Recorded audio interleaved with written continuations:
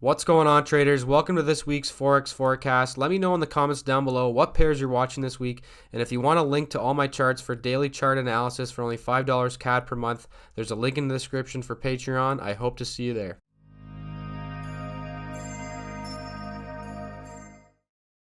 US dollar. The past week, the banks added only 60 longs and they got rid of 3,600 short positions. That's as price is still at this weekly area of supply here. I've been talking about it in my forecast for a while and the live streams.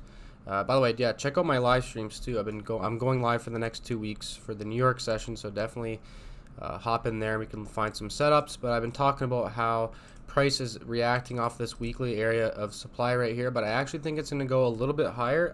We could see it actually peak a little bit above that and then come down. So I am still bearish the US dollar. I just think it needs to go a little bit higher. So, you know, looking at the lower time frames, there's really not much going on. I'm just kind of waiting for price to go a little higher. I definitely don't want to be buying up here, but I don't want to be shorting any US dollar pairs just yet. All right, looking at EURUSD, the past week the banks got rid of 150 longs and they added 17,000 short positions, which they continue to add. So obviously this is just the inverse of the US dollar here. So you technically could be looking for 4-hour confirmation in here. I wouldn't. If I do get in long, I am interested in going long the euro, but if I do get in long, I'm going to have to see a daily shift in momentum.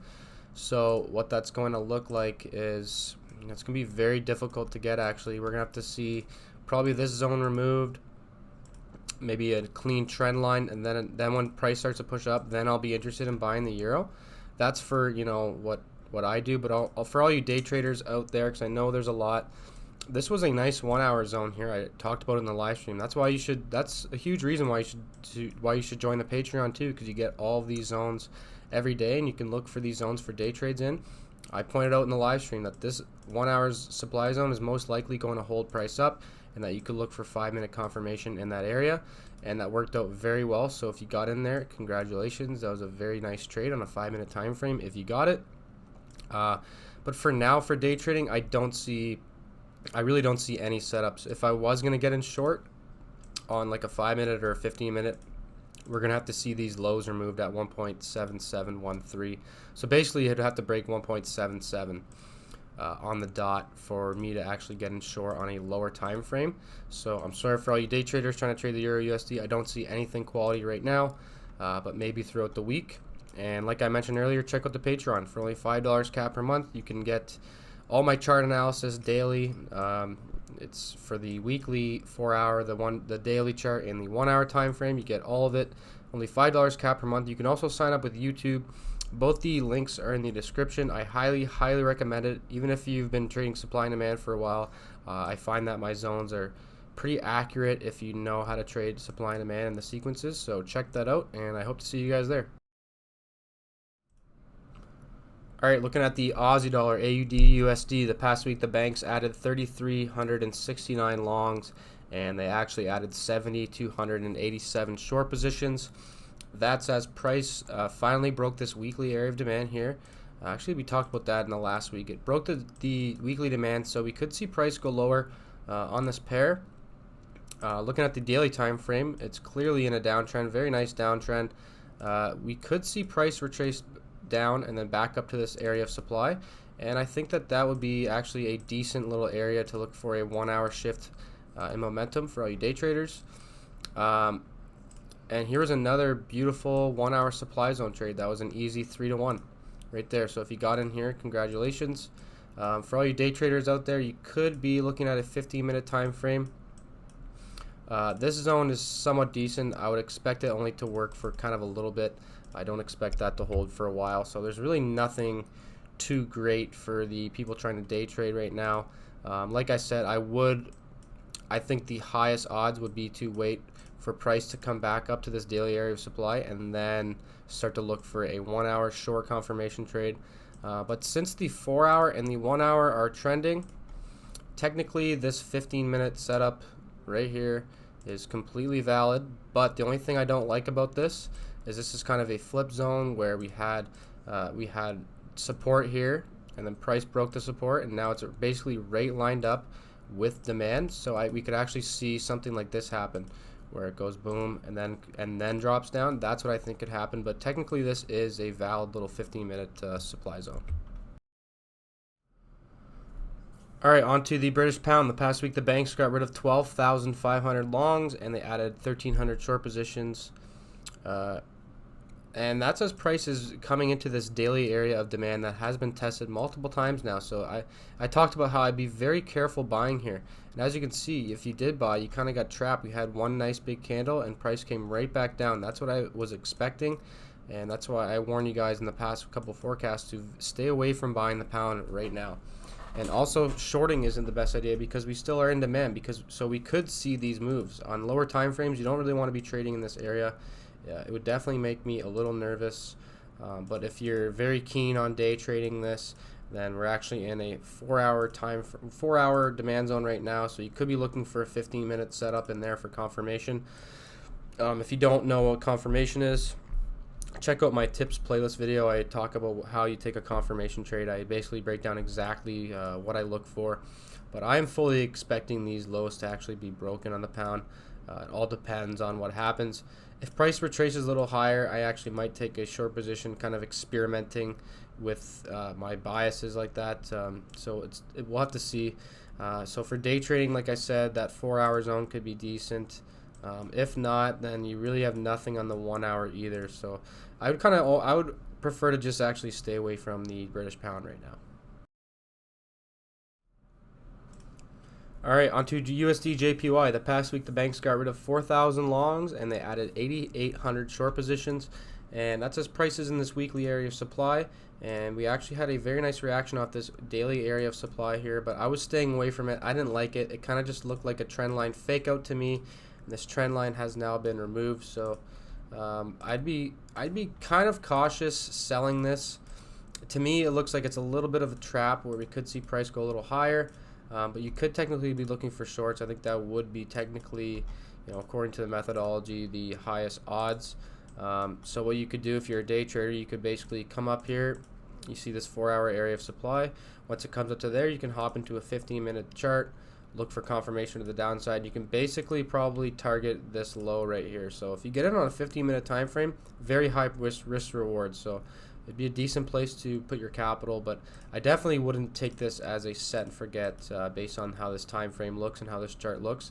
But I think looking for a 15-minute confirmation in there would actually be a little bit of a decent setup. And if you want to get even more crazier, there's this 1-hour supply zone that's a little bit above that you could look for 5-minute confirmation in as well. But that would actually be a little more risky. So like I said, I would at least stick to that 4-hour area of supply for confirmation. I'm actually going to set an alert there so that I will be alerted when a 15-minute confirmation trade hits. And hopefully this will actually happen when I go live next week. So like I said before, make sure to tune in during the New York sessions. I will be live. I will be looking for day trades with you guys. So come and join me for that. I hope to see you guys there. All right, looking at USDCAD, the past week the banks added 7,900 longs and they got rid of 6,800 short positions.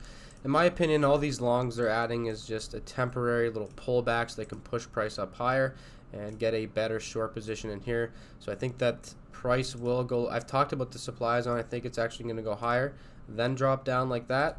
So I am waiting to get in short on USDCAD. I don't like anything yet. What I'm going to have to see is for the best sign for me to see that the price is turning around is to see this 4-hour start to really turn around. Then I will 100% be hopping in short. Hopefully that happens during the live stream so you guys can witness everything. As far as you day traders go, I just would wait, in my opinion. Sometimes there's not always a day trade to be taken. Technically we are in this 4-hour area of supply right now, so technically you could be looking for 1 hour or 15-minute confirmation to the downside. It's just very risky in my opinion because like I said, I think price is going a little bit higher for now. So I would steer clear away from shorting the USD CAD right now.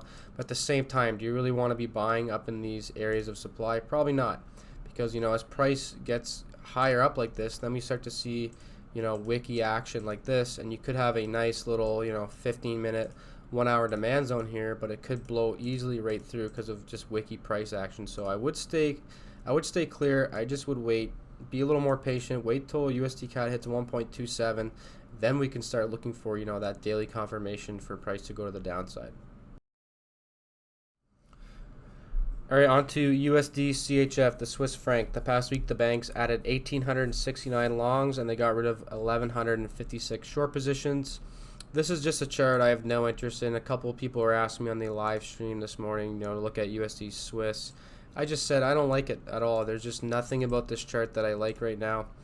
I kind of wanted to get in short up here at this level, even though the trend line was in the way. But looks like price might not even come back up to there.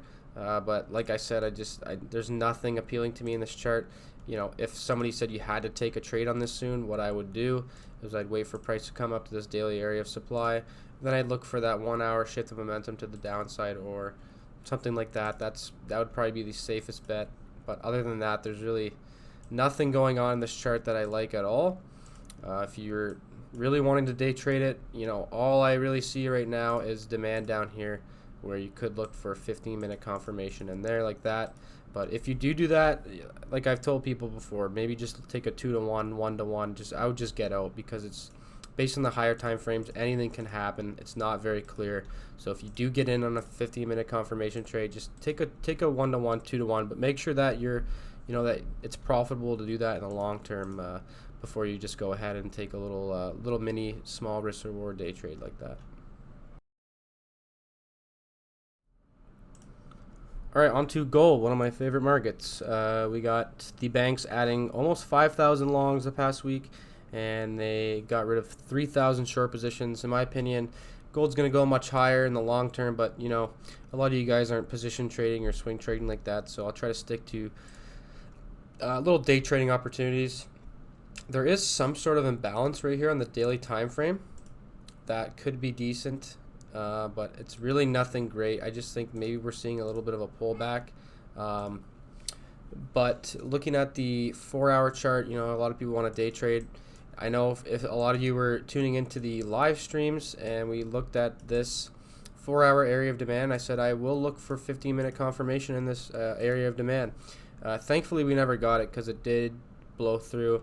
I know a few people that took this as a set and forget, and I did not recommend that at all, especially because as price started to break out from here, retail traders were just adding on to their longs here, which means that their stop losses are all most likely down here. So that's probably why we're going to see this happen. We could actually see it come all the way down to here and then push up, basically tag out all the retail stop losses that are just sitting here.